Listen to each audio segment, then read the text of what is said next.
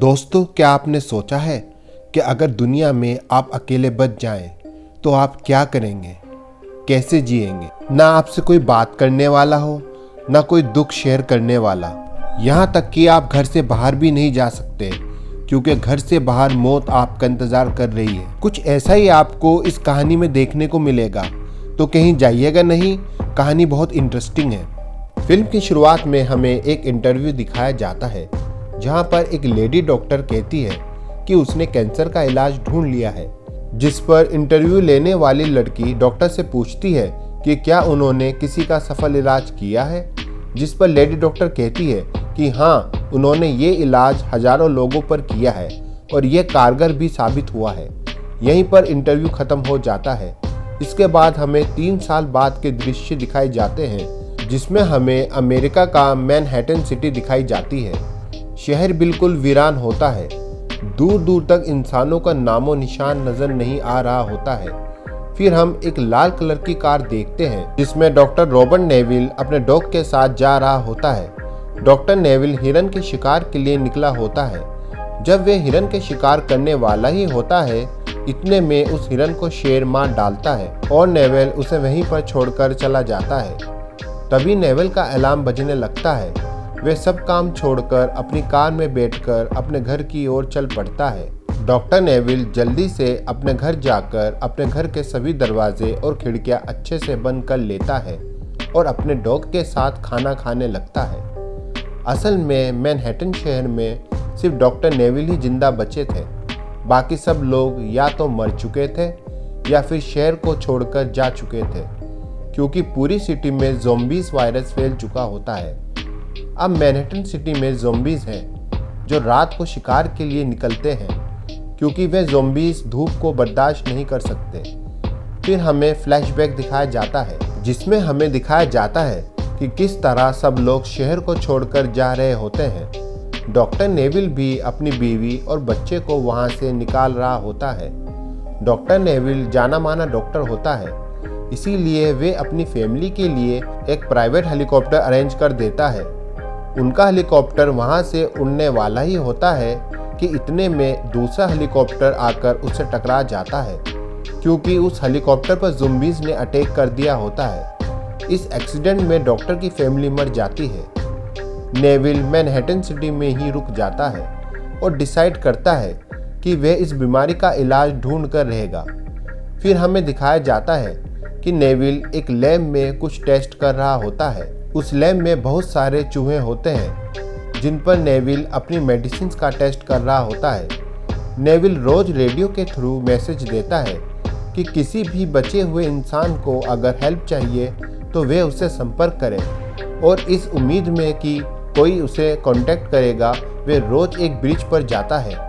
फिर हम देखते हैं कि डॉक्टर नेविल और उसका डॉग शिकार के लिए निकल जाते हैं। उन्हें हिरन नजर आती है। डॉग उस हिरन का पीछा करते हुए एक बंद अंधेरी बिल्डिंग में घुस जाता है। नेविल उसे रोकने की बहुत कोशिश करता है। नेविल अपने डॉग से बहुत प्यार करता है, तो वे उसके लिए उस अंधेरी बिल्डिंग में घुस जाता है और अपने डॉग को ढूंढने लगता है। नेविल को उसका डॉग मिल जाता है जो बहुत डरा हुआ होता है। तभी नेविल को कुछ आवाज़ सुनाई देती है और वह देखता है वहाँ एक ज़ॉम्बी होता है जो नेविल पर हमला कर देता है। नेविल उसे गोलियों से भून देता है। नेविल अब बाहर की ओर भागने लगता है। बहुत सारे ज़ॉम्बीज़ नेविल के पीछे भाग रहे होते हैं। वे नेविल को मारने वाले ही होते हैं कि नेविल बिल्डिंग की खिड़की से बाहर कूद जाता है। नेविल के पीछे कुछ ज़ॉम्बीज़ भी बाहर आ जाते हैं और वे धूप में जलकर मर जाते हैं। अब नेविल को आइडिया आता है, क्यों ना एक ज़ॉम्बी को पकड़ा जाए और उस पर उसकी बनाई हुई मेडिसिन का टेस्ट किया जाए। नेविल एक ट्रैप बनाता है जिससे वे उन ज़ॉम्बी को पकड़ पाए। खुशकिस्मती से उसमें एक ज़ॉम्बी फंस जाता है जिसे नेविल अपने लैब में लेकर आ जाता है। नेविल उसे अपनी बनाई हुई मेडिसिन देता है, फिर उसे ऑब्जर्व करता है। नेविल खुश होता है क्योंकि उस मेडिसिन से ज़ॉम्बी की हार्ट बीट नॉर्मल हो रही होती है, पर तभी वह ज़ॉम्बी चिल्लाने लगती है और बेहोश हो जाती है। नेविल निराश हो जाता है। नेविल अपनी सभी रिसर्च और ऑब्जर्वेशंस को वीडियो में रिकॉर्ड करता है ताकि अगर उसे कभी कुछ हो जाए तो लोगों को उसकी ऑब्जर्वेशन पता हो। एक दिन जब नेविल अपने डॉग के साथ बाहर जाता है तो वह एक स्टैच्यू को देखता है जिसे वह रोज बातें करता था। नेविल स्टैच्यू के पास जाता है, तभी उसका पाँव एक फंदे में फंस जाता है।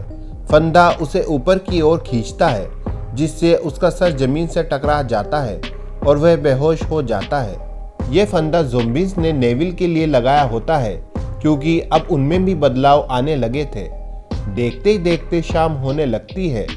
नेविल की घड़ी का अलार्म बजने लगता है तो नेविल की आंख खुलती है और वह घबरा जाता है क्योंकि सूरज बस ढलने ही वाला होता है।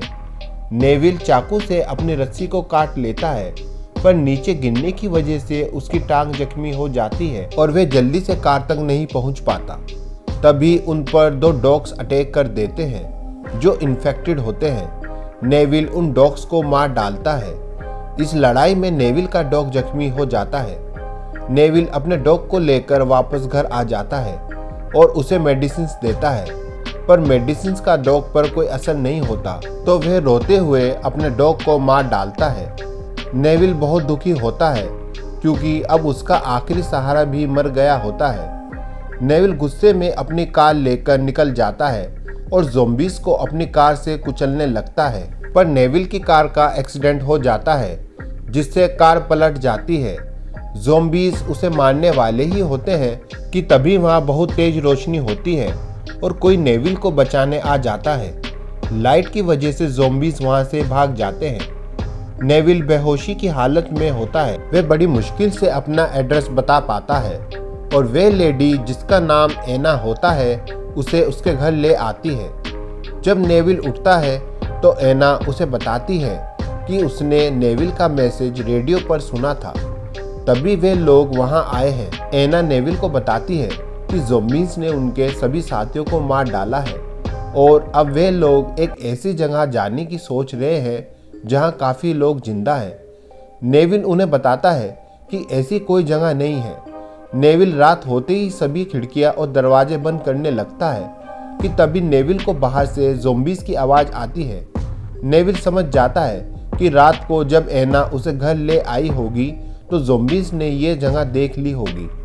नेविल घर के बाहर की सभी लाइट्स ऑन कर देता है और जो माइंस उसने बिछाए होते हैं उसे ब्लास्ट कर देता है, जिसमें काफ़ी ज़ॉम्बीज़ मर जाते हैं। ज़ॉम्बीज़ की संख्या बहुत होती है और अब वे घर में घुसने लगते हैं।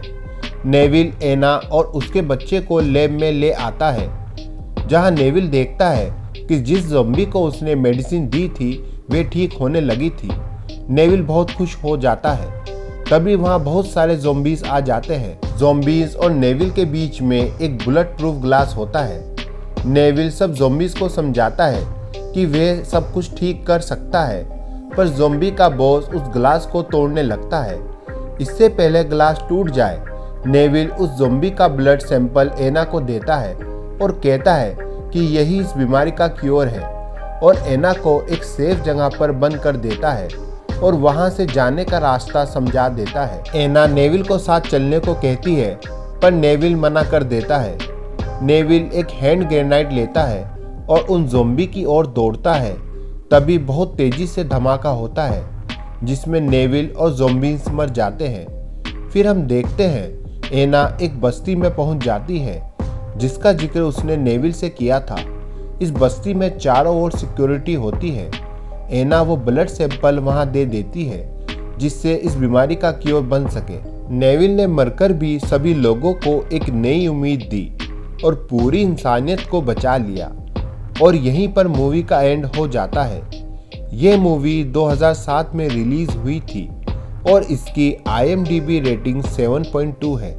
सो दोस्तों, अगर आपको ये कहानी पसंद आई हो तो मेरी वीडियो को लाइक और शेयर करें और चैनल को सब्सक्राइब करना ना भूलें। साथ में बेल आइकन का बटन भी दबा दें जिससे आगे आने वाली वीडियो का नोटिफिकेशन आपको मिल जाए।